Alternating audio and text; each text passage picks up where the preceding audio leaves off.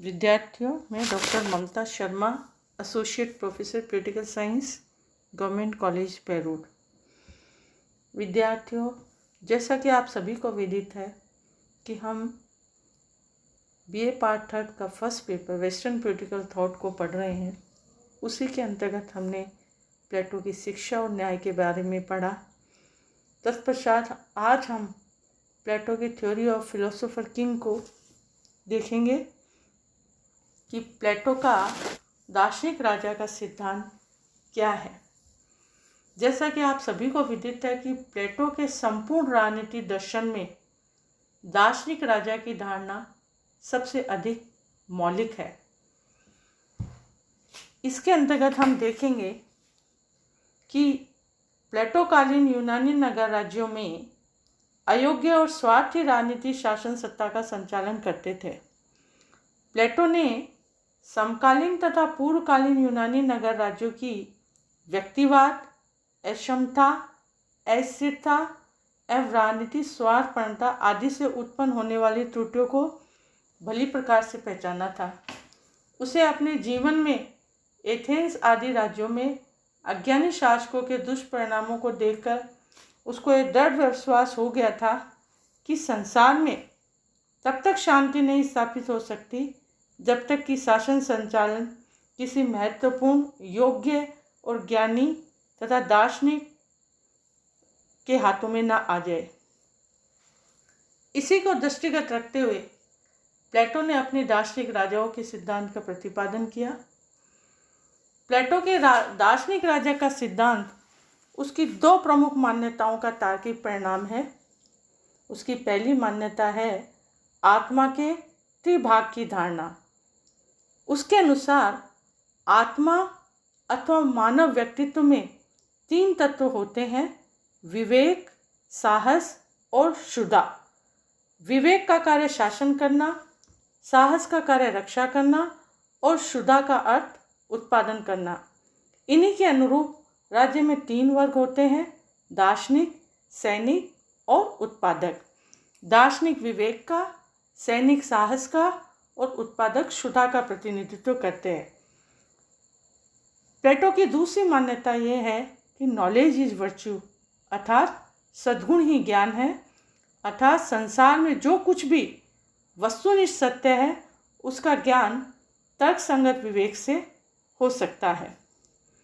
दार्शनिक राजा संबंधी प्लेटो का सिद्धांत सिर्फ उसकी तार्किक मान्यताओं पर ही नहीं अपितु उसके व्यवहारिक अनुभव पर भी आधारित है, क्योंकि प्लेटो के समय में एथेंस में प्रजातंत्र के, स्पार्टा सैनिक तंत्र के तथा सिराक्यूज निरंकुश तंत्र के दुर्गुणों से पीड़ित थे। उस समय शासक अज्ञानी, स्वार्थी और संकीर्ण होते थे। एथेंस जैसे नगर राज्य में लोकतंत्र के नाम पर शासकों का इससे से चयन होता था जो अज्ञानी और स्वार्थी हाथों में शासन की बागडोर थी। प्लेटो ने व्यंग भरे शब्दों में कहा है कि बड़ाई और दर्जी होने के लिए भी कुछ प्रशिक्षण की आवश्यकता होती है। इस तरह से प्लेटो ने अपने दार्शनिक राजा के सिद्धांत का प्रतिपादन किया। इसके अंतर्गत प्लेटो ने एक दार्शनिक राजा के अंतर्गत निम्नलिखित गुण देखने की बात कही। उन्होंने कहा कि दार्शनिक कैसा होना चाहिए, एक राजा में क्या गुण होने चाहिए। उसके अंतर्गत प्लेटो ने लवर्स ऑफ विजडम, विवेक का प्रेमी होना चाहिए; फॉलोवर ऑफ ट्रुथ, सत्य का अनुगामी होना चाहिए; लवर ऑफ जस्टिस, न्याय का प्रेमी होना चाहिए; फ्री फ्रॉम सेल्फिशनेस, उसमें निस्वार्थता की भावना होनी चाहिए; सेल्फ कंट्रोल, आत्मनियंत्रण; मेमोरी, स्मरण शक्ति होनी चाहिए; और काम नेचर, शांत स्वभाव।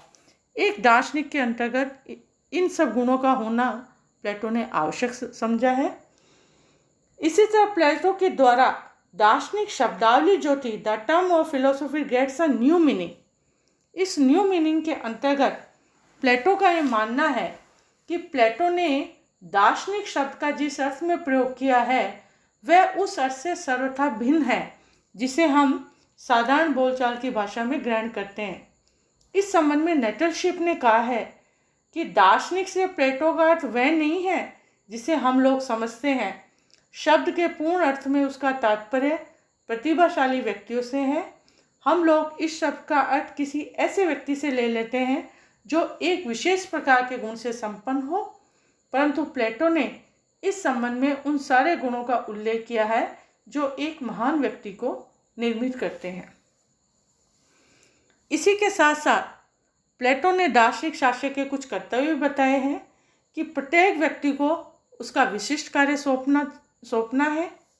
इसी के अंदर उन्होंने कहा भावी शासकों को की शिक्षा का संचालन करना और धार्मिक विश्वासों को नियंत्रित करना। ये सब दार्शनिक शासक के कर्तव्यों के अंतर्गत प्लेटो ने बताए हैं। कर्तव्यों के तत्पश्चात प्लेटो का ये मानना है कि दार्शनिक शासकों पर भी कुछ प्रतिबंध होने चाहिए, क्योंकि प्लेटो के दार्शनिक राजा की शक्ति पूर्णतः अमर्यादित होती है। वह न तो जनता के द्वारा चुना होता है न जनता के प्रति उत्तरदायी होता है। वह लोकमत, रीति रिवाज और कानून के बंधनों से पूर्णतः मुक्त होता है। प्लेटो ने अपने आदर्श राज्य में लोकमत और कानून के महत्व को बिल्कुल अस्वीकार किया है। उसकी मान्यता है यदि दार्शनिक अपने ज्ञान के कारण शासक बनता है तो उसे लोकमत के प्रति उत्तरदायी बनाना पूर्णतः अप्रासंगिक है। इसी प्रकार दार्शनिक शासक को कानून की बेड़ियों से जकड़ना, उसके हाथों को कानून के नियमों से बांधना उसी प्रकार मूर्खतापूर्ण है जिस प्रकार किसी योग्य चिकित्सक को इस बात के लिए विवश करना कि वह चिकित्सा के ग्रंथ देकर ही दवा लिखे। वस्तुतः प्लेटो ने दार्शनिकों के स्वतंत्र विवेक के महत्व में विश्वास करता है और उसी के आधार पर अपने एक दार्शनिकों के लिए उन्होंने कुछ प्रतिबंधों की बात की है, जिसके अंतर्गत उन्होंने कहा है राज्य में धन और निर्धनता का प्रवेश रोकना, क्योंकि प्लेटो के अनुसार दार्शनिक शासकों को ये देखते रहना पड़ेगा कि राज्य में निर्धनता अथवा धन का प्रवेश न हो, क्योंकि धन से विलासिता, आलस्य और वैमनस्य पैदा होते तथा दरिद्रता उत्पन्न होती है। इसी तरह उनका कहना है कि राज्य की सीमा में वृद्धि या कमी को रोकना, क्योंकि राज्य की एकता को कायम रखने के लिए उसे राज्य की सीमा को न तो अधिक बढ़ाना चाहिए और न ही अधिक कम करना चाहिए। राज्य का आकार इतना ही हो कि वह आत्मनिर्भर हो सके।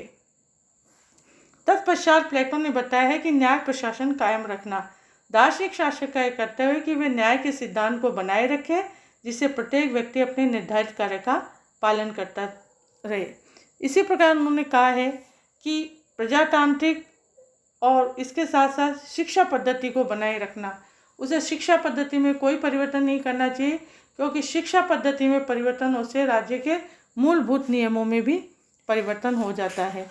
इसलिए उन्होंने दार्शनिकों के ऊपर इन प्रतिबंधों की बात की है। तत्पश्चात हम देखेंगे कि प्लेटो ने अपने सिद्धांत के अंतर्गत जहाँ प्रतिबंधों की बात कही है, वहीं पे हमने देखा कि आलोचकों ने प्लेटो के दार्शनिक सिद्धांत की कुछ आलोचनाएं की है और उन आलोचनाओं के आधार पे उनका ये मानना है कि प्लेटो द्वारा दार्शनिक शासन की अवधारणा पर बहुत सारे कठोर प्रहार उनके द्वारा किए गए हैं। इस संबंध में सेबाइन ने कहा है कि दार्शनिक शासन का सिद्धांत एनलाइटन डिपोटिज्म का सिद्धांत है, जिसे हम प्रबुद्ध निरंकुशतावाद कहते हैं। प्लेटो के दार्शनिक के सिद्धांत की प्रमुख आलोचनाएं निम्न तर्कों के आधार पर की गई है। नंबर 1, निरंकुश शासन का मार्ग प्रशस्त करना। प्लेटो ने दार्शनिक शासन को शासन की असीमित शक्ति देकर निरंकुश शासन का मार्ग प्रशस्त कर दिया है। यद्यपि प्लेटो ने शासक पर 4 प्रतिबंधों का उल्लेख भी किया है, किंतु ये प्रतिबंध ऐसे नहीं है कि उसे निरंकुश बनने से रोक सके। अतः शासक को असीमित सत्ता प्रदान करने का परिणाम जनहित की दृष्टि से अच्छा नहीं हो सकता। नंबर 2, नागरिकों की स्वतंत्रता और स्वयं विवेक का अंत। दार्शनिक राजा को शासन की संपूर्ण शक्ति प्रदान करने से प्लेटो ने राज्य के नागरिकों की स्वतंत्रता और स्वयं विवेक का अंत कर दिया, क्योंकि प्लेटोवादी राज्य के नागरिक तो राज्य के मशीन के कल पुर्जों की तरह बन जाते हैं, जिनसे उनकी अपनी कोई भी चेतना शक्ति नहीं होती। नंबर 3, प्रजातांत्रिक समानता के सिद्धांत की अवहेलना। प्लेटो का यह विचार कि गुण और ज्ञान के धनी तो केवल कुछ ही व्यक्ति होते हैं। प्रजातांत्रिक समानता के आधुनिक सिद्धांत के विरुद्ध है ये धारणा। इसी तरह विरोधाभास से पूर्ण, प्लेटो का दार्शनिक शासन का सिद्धांत विरोधाभास से पूर्ण है, क्योंकि एक और तो अपने दार्शनिक शासन को असीमित अधिकार प्रदान करता है, दूसरी वह उसके ऊपर सैद्धांतिक प्रतिबंध लगाता है। नेक्स्ट, शासन के लिए आवश्यक नियम। दार्शनिक राजा गणित, ज्योतिष, नक्षत्र, तर्कशास्त्र, द्वंद्ववादिता तथा दर्शन का प्रकांड पंडित होता है, किंतु प्रशासन के लिए केवल इन्हीं विषयों का ज्ञान आवश्यक नहीं, शासन प्रबंध के लिए दार्शनिक राजा को वित्त, विधि, इतिहास और अर्थशास्त्र जैसे विषयों का भी ज्ञान होना चाहिए। इस तरह से हम देखेंगे कि प्लेटो द्वारा प्रतिपादित दार्शनिक शासन की अवधारणा की आलोचना होने के बावजूद भी प्लेटो के दार्शनिक शासन की अवधारणा का अपना एक महत्व है, क्योंकि इस संबंध में रिपब्लिक में सेबाइन ने कहा है कि रिपब्लिक का वास्तविक महत्व स्वतंत्र बुद्धि का महत्व है, और ये स्वतंत्र बुद्धि न तो रूढ़ियों से मर्यादित होती है न मनुष्य की मूढ़ता से। वह रूढ़ि और मूढ़ता की शक्तियों की बुद्धिगत जीवन के मार्ग को प्रशस्त करती है। इस आधार पर हम देखेंगे कि प्लेटो के द्वारा जो दार्शनिक शासन की अवधारणा का सिद्धांत दिया गया, वहाँ पे इन पे कुछ प्रतिबंध भी हुए, कुछ आलोचना भी हुई, लेकिन उस समय के काल और परिस्थितियों को देखते हुए दार्शनिक शासन की अवधारणा का अपना एक महत्व है। आज के वीडियो में हम सिर्फ इतना ही करेंगे। नेक्स्ट व्याख्यान के अंदर हम इससे आगे बढ़ेंगे।